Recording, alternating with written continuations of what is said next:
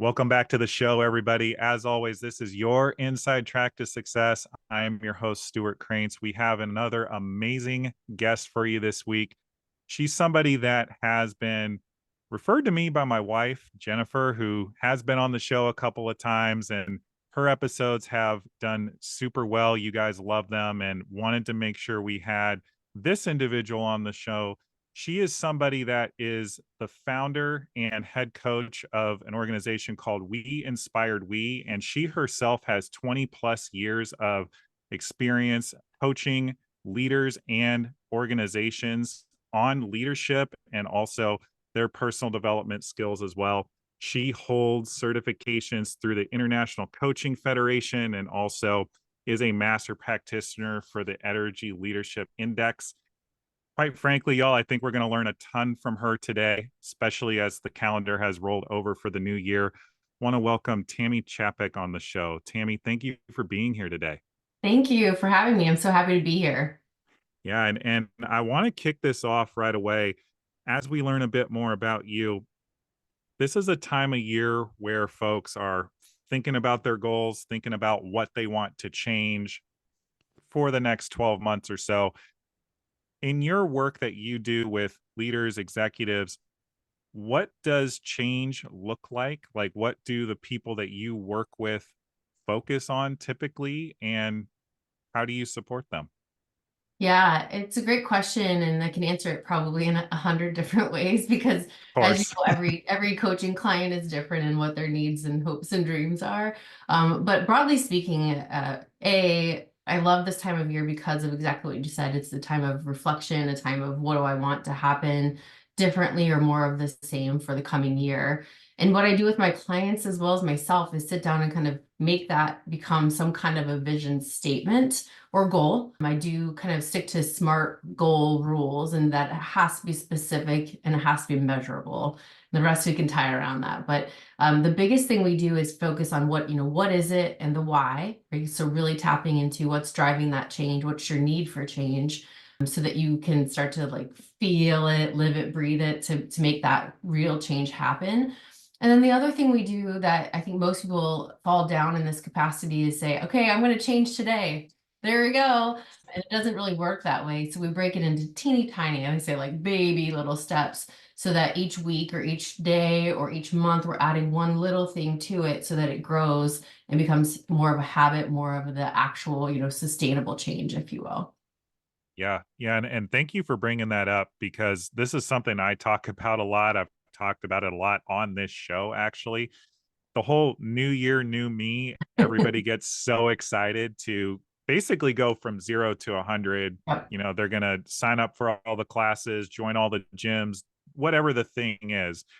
And it is that incremental change that is more sustainable oftentimes. And just in the amount of experience you've had, how do you communicate that type of shift when somebody is so excited about having it all right here, right now? Yeah, it's a great, everybody's a little bit different in that. And so I really talk to my clients around what's going to work best for them. There are some people who are better with extremes when trying to figure out how to like make a, shock to their system to have that kind of change start.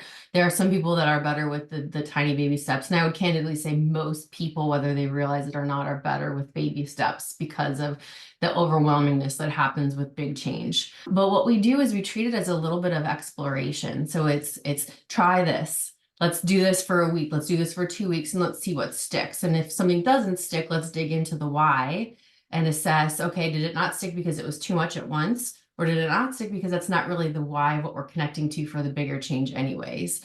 And so when you kind of reframe it to be not about like overnight change and like sticking hard to it, but more about exploration, that also helps in that, the baby steps and then the sustainable change to really come into fruition, because you're testing the water, you're seeing what works, what doesn't work, to come up with the best possible solution for you.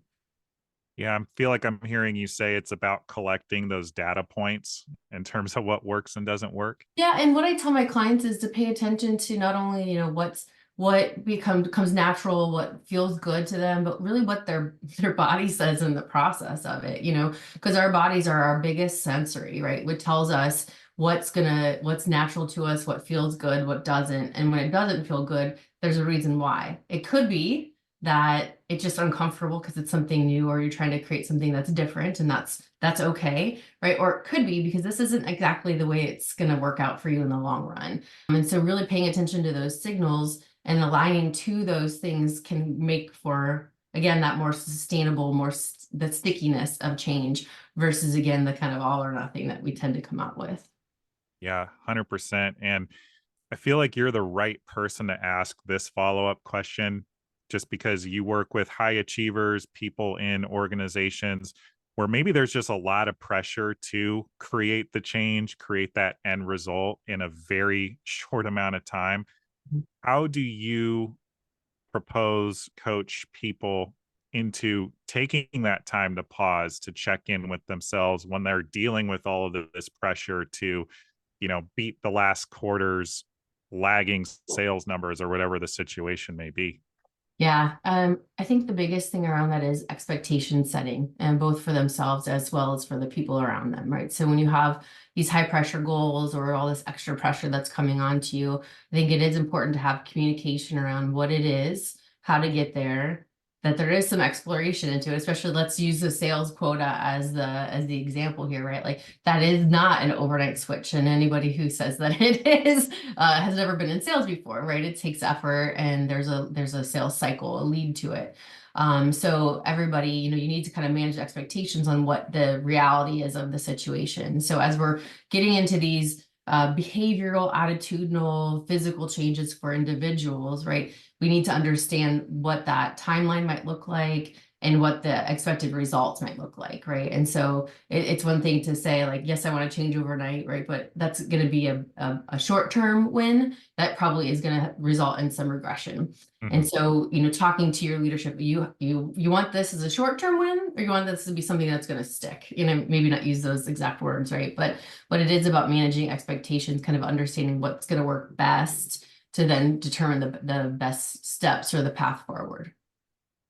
Is it possible to manage expectations when the audience whose expectations you're trying to manage are not necessarily receptive? Yeah, it is, right? And it comes with some hard conversations. And sometimes coaching gets into a lot of like, how do I deliver this message in a way that people will receive Sure. it? And it is about, laying out the groundwork in a way that's a win-win for both parties involved, right? Like you have this expectation of me and I'm working towards this. So I can either do it this way or I can do it this way, and really getting into the brass tacks of why it's going to work or not, and just laying all that information out on the table to allow self and others to come to the same conclusion. And when that's said, when it's put in that framework, it's definitely the win-win, but analyzing the pros and cons of approaches, right? It's going to allow everybody to say, okay, right, like actually, let's take a step back here. What are we really trying to work for? And what do we want to see? If it is that, again, that short-term win, why? And if that's it, then understand that this can happen for this quarter, maybe, but not for the next. I love that. I love that. And thank you for explaining that a bit further.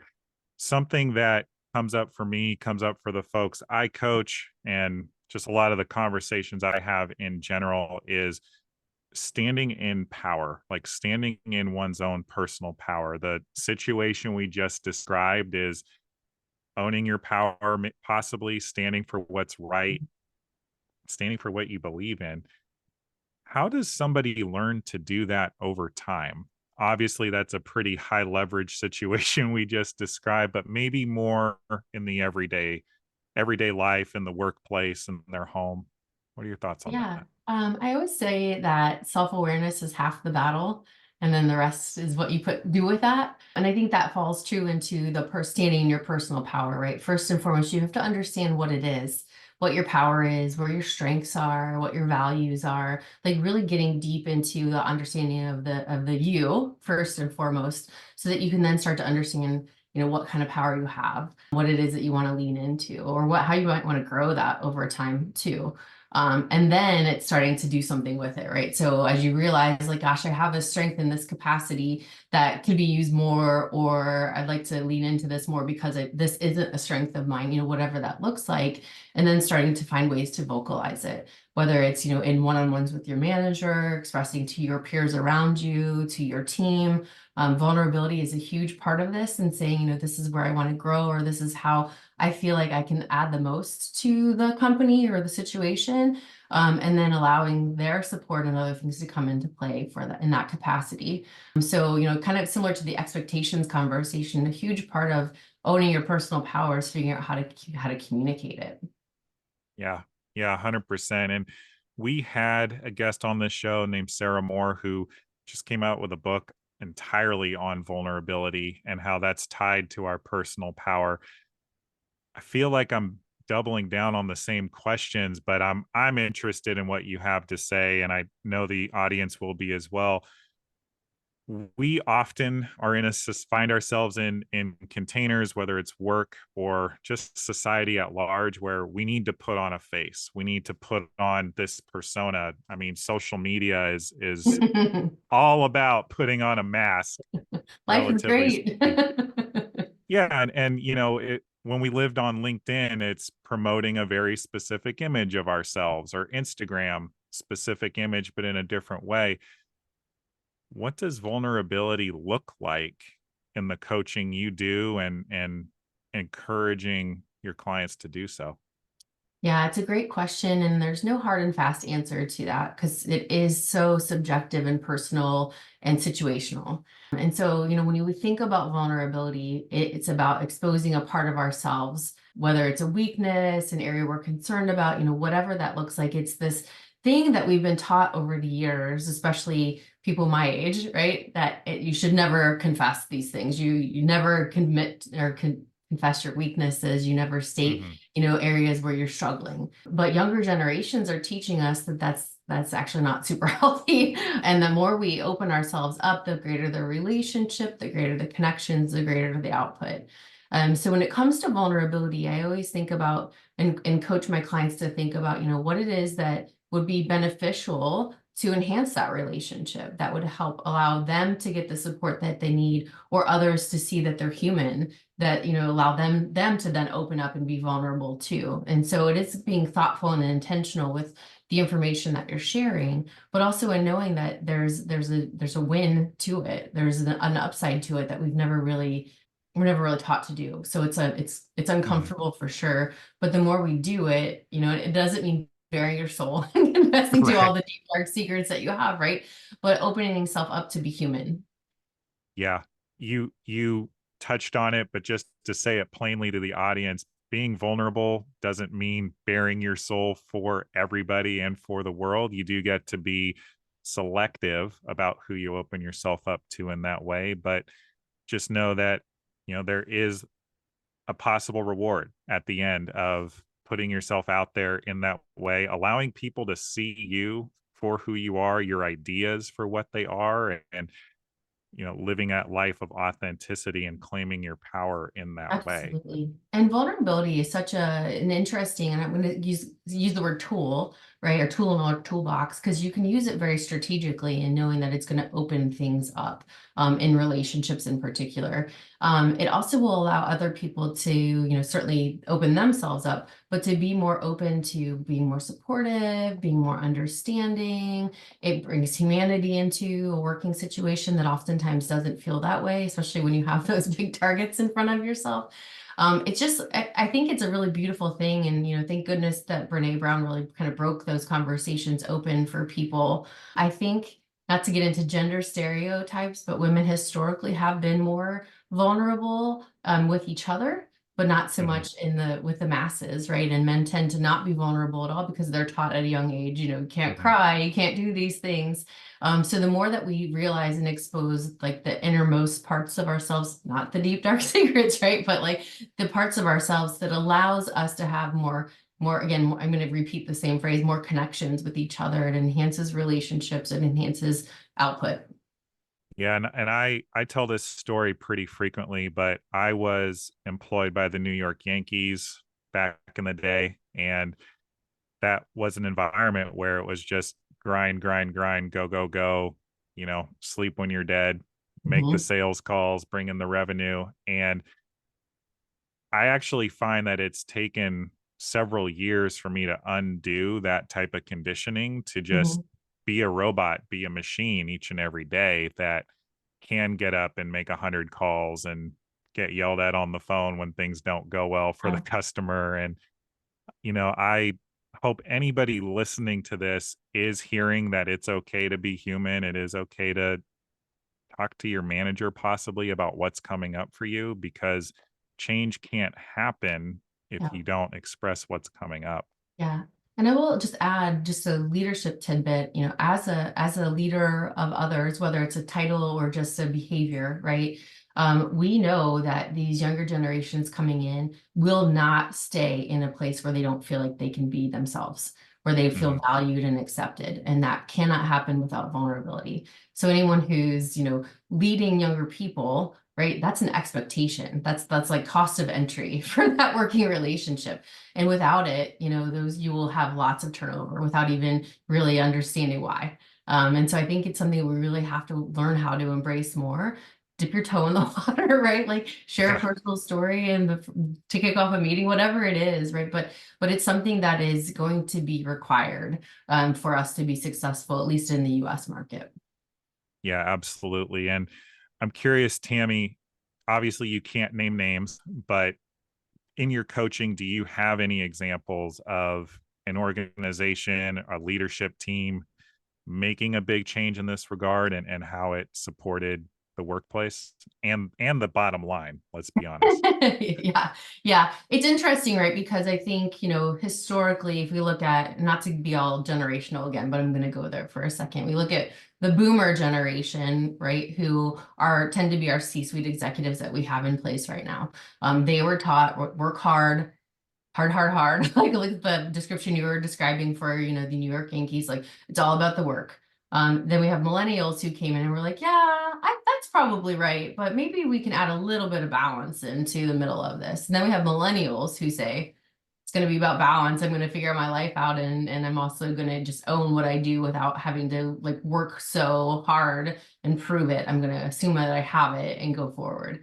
Then you got these Gen Zers who are coming in, right? Who say on the very flip side of everything, right? Like it's not about doing it the same way that you've always done it before. It's about doing it the best way. And that might be more efficiently or effectively or whatever, Mhm. right? And so there's all these interesting shifts in people's mindsets about, where their value is coming from, whether it's the output or it's about personal relationships or their own value of feeling valued and giving value, whatever those things are. And so I've had so many leaders over this past year in particular, and especially coming out of COVID, saying like, how do I connect with these Yeah. younger generations? I don't understand them. I don't, we're not working well together. I'm not able, I feel like we're talking different languages, like, all the things. And I can't tell you how many clients I've had this conversation with, right? And at the end of the day, the solution has been across the board, get to know them, understand their motivators, their drivers, the things that they make them tick, the areas they feel like they want to grow in, and the rest then follows. It becomes so much more easier Mhm. to step into a stronger leadership relationship, to be able to keep them, retain them, motivate, inspire them, all the things. And then there's back on us, right? So as we do more to get to know them, we get fed more ourselves. And so it's this nice, beautiful, like symbiotic relationship that grows out of it. And then, yes, by default, because all these things are gelling and clicking better, the output at work, the quality is optimized, the productivity is optimized, the amount of things that people can do, and the creativity that comes into it is optimized. And there's study after study after study that you can just Google it, right? And you'll see that as more and more of those things click together, the better the results and better business goals and all the things. Hearing you share that actually brings up a quote that I think about a lot. It's Zig Ziglar, who I think is actually part of the greatest generation. So, actually, before the baby Before the boomers, boomers. he always says, or he said, excuse me, we can have whatever we want in life as long as we help enough people get what they want. And I feel like that encompasses what you're saying. Like, we all want to make a living. We all want to pursue life, liberty, and the pursuit of happiness, which is, part of the fabric of being an American. And because of our different life experiences generationally, how we get there and what that looks like is different. But if we're all at least rowing in the same direction of supporting one another and creating what we want organizationally, it supports everybody in getting the job done. Is that fair to say? Yeah, and I think it's always important, and I always saw it's a simple question, right? Like, what is it? What do you want out of this job, right? Who are you as a person? What gives you energy? What motivates Mhm. you?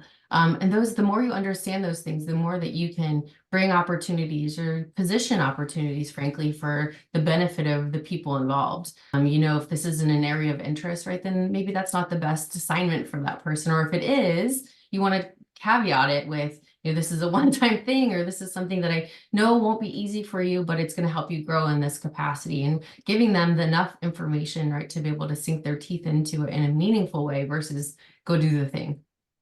Yeah, 100%. And I want to pivot the conversation a little bit at this point. You have built an amazing coaching business, which, I think speaks for itself, some of the clientele that you've had. And anybody that wants to check out more about Tami and We Inspire We, please check out the website, weinspirewe.com. I would just love to hear it from you directly, though, Tami. Like, what prompted you to build the business and support the clientele that you work with? Yeah, thank you.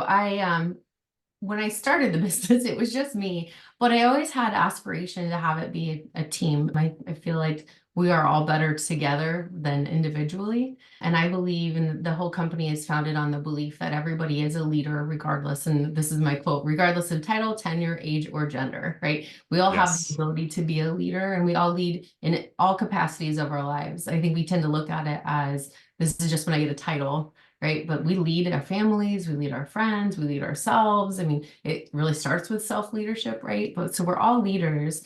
And my whole mission is to really redefine or change the way that we think about leadership. And so that it's not, right, like I said, the title, right? It's about that attitude, it's about behaviors that allow you to show up as the best possible version ever, right? And to be able Mhm. to move self and others forward.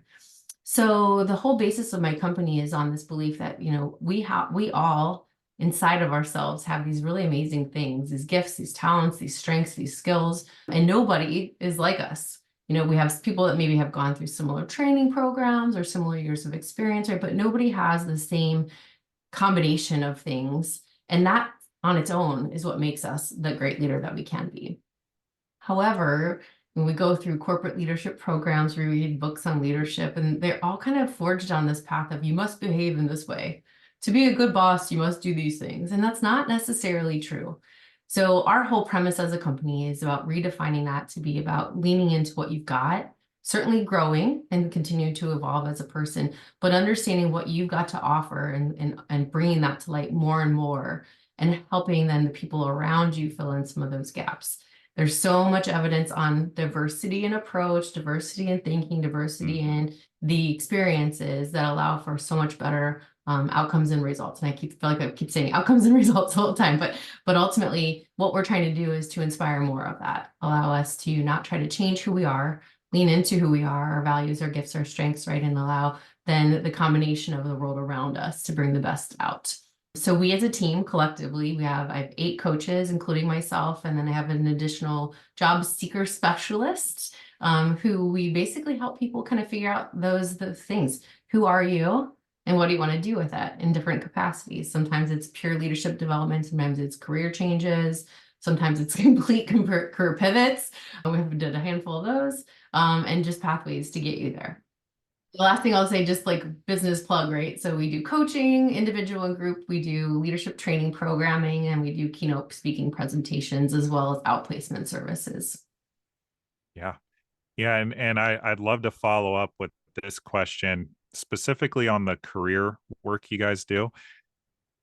I know that somebody listening to this at some point in the future is probably thinking to themselves, I am miserable in my current role. For whatever reason, maybe they've mastered the role and they're bored. Maybe, they don't feel like they're getting the recognition that they need or deserve. Whatever the case may be, they are in a place of, I know I need to get out of Yeah. this, but I don't know where I want to go. How does that coaching start with somebody in that position? Yeah, it's a great question. And candidly, that was the bulk of our coaching during COVID. When the world shut down, I can't tell you how many people came out of the woodwork saying, I can't do this anymore. I need to change, in whatever capacity that is. So we start out with a couple of different tools depending on the self-awareness of the who you are question. And really dig into what are those things that are your natural gifts and talents? What are the skills that you have? And not only looking at that as an inventory list, but also then analyzing it by where energy and joy from. Like, yes, I can do this thing, but I hate it. Or yes, I can do this thing and I love it. I want to do more of it. So we try to kind of come at it from that lens of what can you do today? Even if there's growth opportunities, no problem, right? But like, what are those things today? And then what do you find joy in? And then bringing those two together, then to say, okay, in these areas that you find joy, then what can you do with that, right? Is that a same job, but in a different company, where maybe it's a different value slash cultural fit? Is Mm, it seeking promotion because you're bored and ready to go to something new? The things you're doing align well, right? You're getting joy from them. You've lost touch for a bit. Or is it that you're out of your values, like what you're doing isn't really in line to the things that really fill you up the most? And that might be then the career pivot or things that come into change. So we do that, and depending on the person, that can be a session, it could be two or three. I mean, it varies based again on how much self-discovery and awareness that person has. And then it's always then rolling into okay, so we've landed on these powerful insights. Now, what do you want to do with it? Sometimes it's immediate change, sometimes it's long-term planning, right? Sometimes there's new skills that I need to develop to get into a more of a pivot or a promotional change, or I'm ready to take those steps right now. And so it's really analyzing that, putting that plan together. And then the coaching comes into play to help reach those baby steps, sustainable change, right? Along the way with accountability. And I find that especially when you're making bigger career changes, that's where nervousness and fear and anxiety all come into play. And those, if not managed, can become like deal breakers immediately. yeah. Oh, I feel like I have so many follow-up questions, but just to pick one slightly different scenario, somebody's been in the job hunt for some time. They're Mhm. doing all the things. They're putting out the resumes. They're going to all the interviews when they get them, but nothing's happening. What, in your experience, has supported people in getting over that hump of maybe getting the interviews, but no follow up, or getting the interview, but not actually landing a role?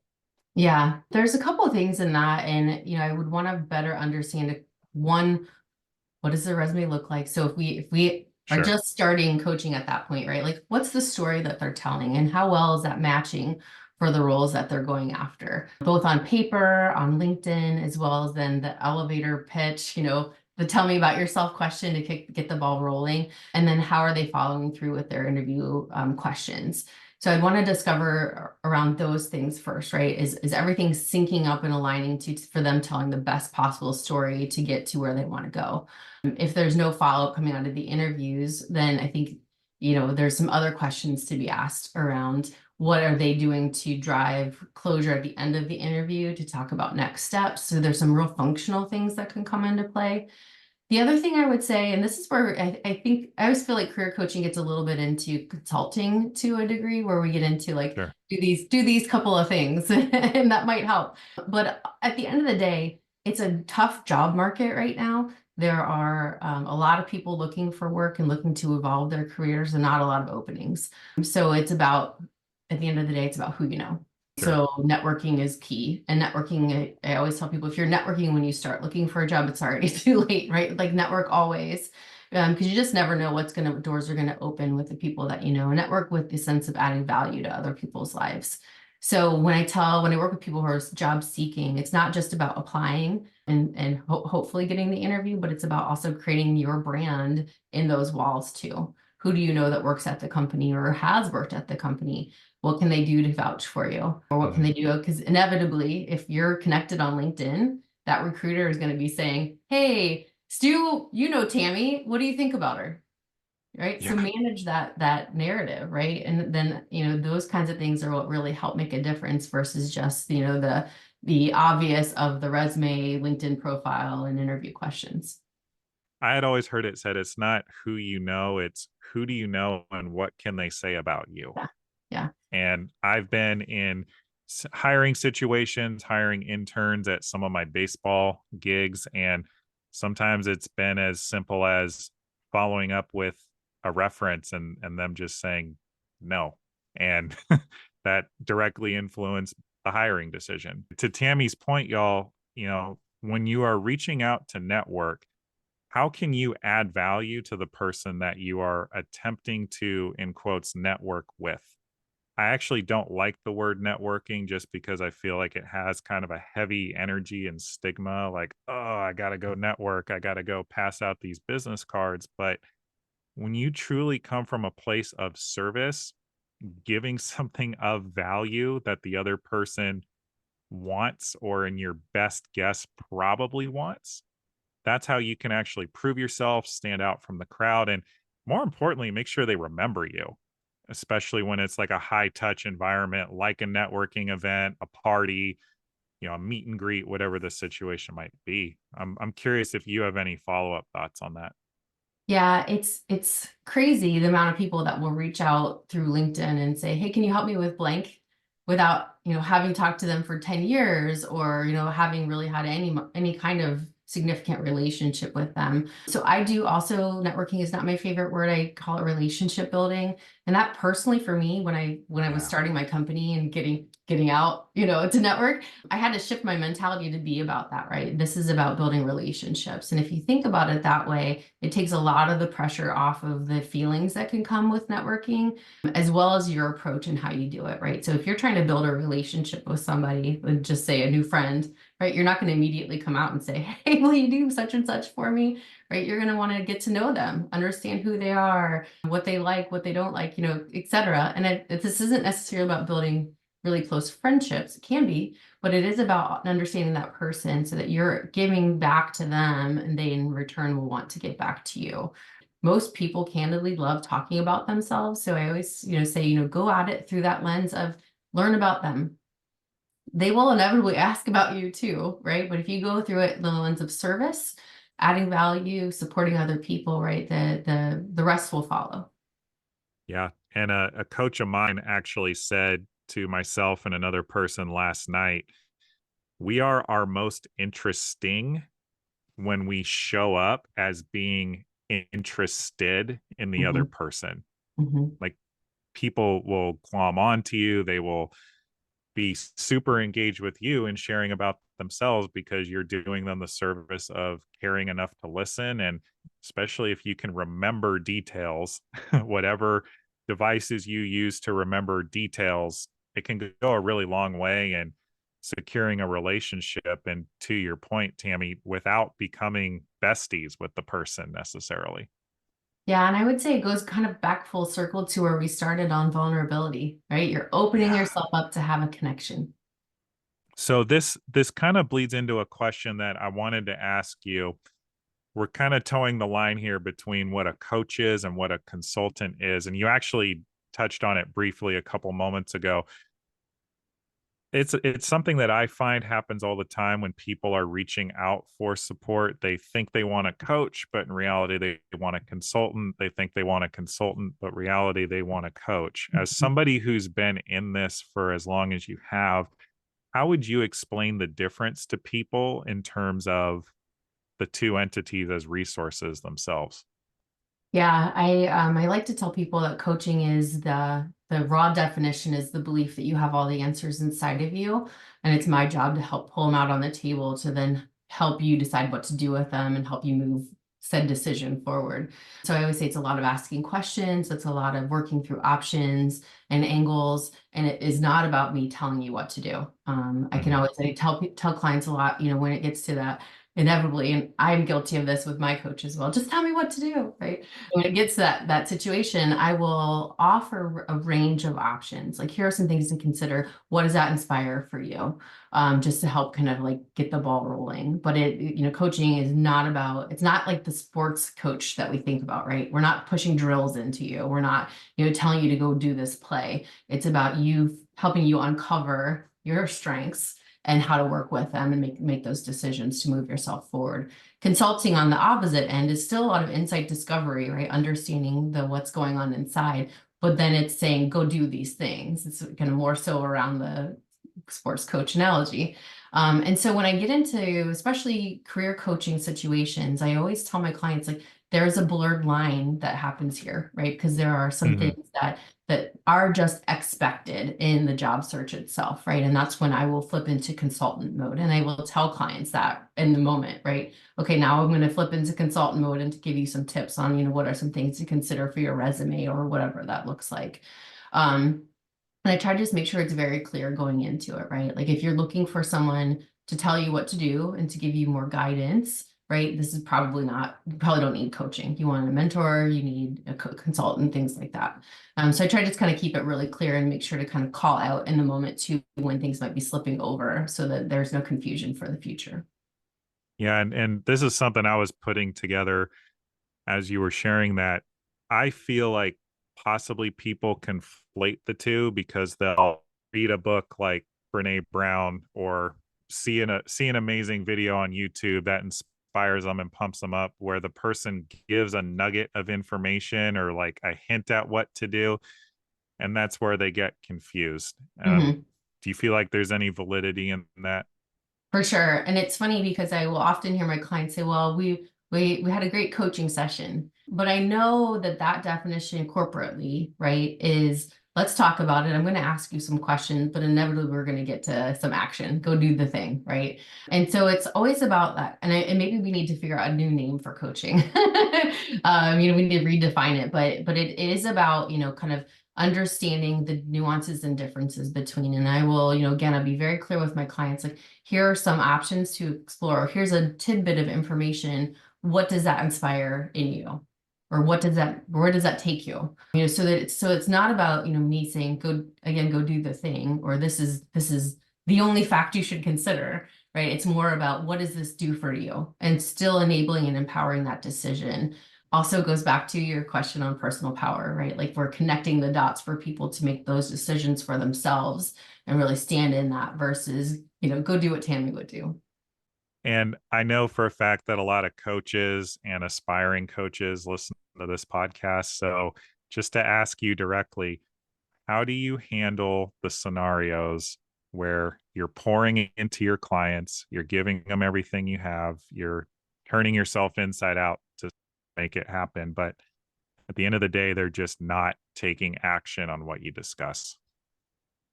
Yeah, and unfortunately it happens, right? And so what you do, what I need to do in that situation, right, is to really have an honest heart-to-heart conversation with the client, right, about like what is keeping you from doing this?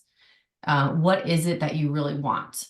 Because there's one of two things happening, right? Like if they're not taking the action to do the thing that they said they wanted to do, either they're not aligned to the end goal, or there's some fear, insecurity, some kind of internal obstacle getting in the way that we haven't yet identified. And so we've really got to kind of come take a step back and dig into either or both of those areas to then say, all right, do we need to change the end goal? Or do we need to work through some fear or some of that inner stuff, if you will, that's becoming the obstacle in the way? More often than not, it's the fear. It's something I'm didn't know that I was afraid of, that's holding me back. Yeah, and it's unbelievable how often it does come back to just some type of fear. Mhm. I'm curious, does this same approach you just highlighted, does it work for somebody in a managerial role where they're not getting what they need out of, their colleagues? Yes and no, right? Because it's the coaching is about them, the manager, right? And so we can only really work through what's going on. So if they're not getting what they need from the people around them, the question is, how much of that is in their control? Sure. Are they clearly stating their expectations? Are they working to build those relationships so that everybody's on the same page, et cetera, right? So like coaching will work through what they can do and how they can take action for, but it doesn't control what the other people are doing. So we can work through approaches on how to get other people on board to get to those things. But at the end of the day, they also still have to make their own choices as to whether they're going to do it or not. So the answer is yes and no, right? So there's a lot of things Mhm. to uncover and shift for that person and their approach. But It's the whole saying, you can lead a horse to water, but you can't make it drink. Yeah, absolutely. And, I think I want to tie this back to the beginning of the conversation. You're talking about controlling what you can control in this scenario. How is controlling what you can control tied to one's personal power? Yeah, it's always interesting, and there's a sphere of influence section in Stephen Covey's Seven Habits. If you have read it or not, and I Mhm. created a little graph out of it, so I can share it with you if you want to share it out to your audience. But it's basically, we when we understand the things that we can control, it's 9 times out of 10, it's our attitude, our approach, our response, right? Like it's the things that we directly touch and involve, excuse me, which ties back to our personal power because those are our reaction, our strengths, our talents, our things that we want, need out of life. Like that is our personal power. And so when we're focused on those things, it allows us to shift our energy and to really be, fully in charge and in control of what we do, which then has a direct and indirect influence to the people around us. It's amazing what little things that we do that can lead to change in other people without even saying or doing anything specific to them. Like best example, walking down the street and smiling and saying good morning to somebody. Well, Yeah. you just made their day because we never say hi to people on the street. You got your head down in your phone or whatever's going on, or telling someone you like their outfit or whatever, right? Like those little tiny, an extra smile, those little things that we do that we can control can have a significant ripple effect to other people. Yeah. And how hard is it anymore to wish somebody a happy birthday? Just shoot them a little text the morning of and just make sure they know that you're thinking of them. Yeah. Yeah, and I'm old school. I love sending cards to people for that exact Yes. reason, right? Like we don't get mail anymore. If we do, it's all junk mail, right? And not, emails are great, texts are great, but like I love sending a handwritten note to people just to let them know I'm thinking about them. I love that. I love that. And Tammy, I feel like we could honestly keep the conversation going for, a couple more hours here. We don't have that time today. I want to make sure, again, we talked about the website for your company, WeInspireWe.com. Where else can people connect with you to continue the conversation, to learn more about your coaching services, and just continue the conversation offline? Yeah, our website is a great place to go to, of course, but we have a LinkedIn presence both for the company and myself. So feel free to reach out to me directly there. It's Tami Chapek. We also are on Facebook and Instagram. So any of those platforms we're watching. And folks, we will be sure all of Tammy and all of We Inspire We's info is going to be made readily available in the description, in the show notes, so that you can connect with Tammy directly yourself. And Tammy, before we sign out today, this is something I ask every guest that's on this show. What are you acknowledging yourself for today? Oh, that's a great question. I just get so much joy in having these kinds of conversations. It's just so great to connect with like-minded folks and to be able to share perspective and to be challenged on it too. And so I'm acknowledging myself for, my vulnerability and opening up and sharing some of my philosophies. And I look forward to hearing back from all of you who are listening to this on what worked for you, what connected, what didn't. And again, Tammy, thank you so much for being here today. We're definitely going to have you back on a future episode.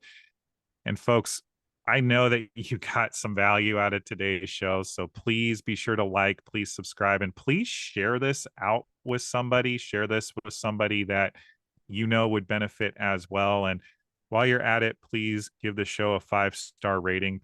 Again, I am your host, Stuart Krantz. This has been another episode of Your Inside Track to Success. We will catch you next week. Thank you guys for joining us. Thank you.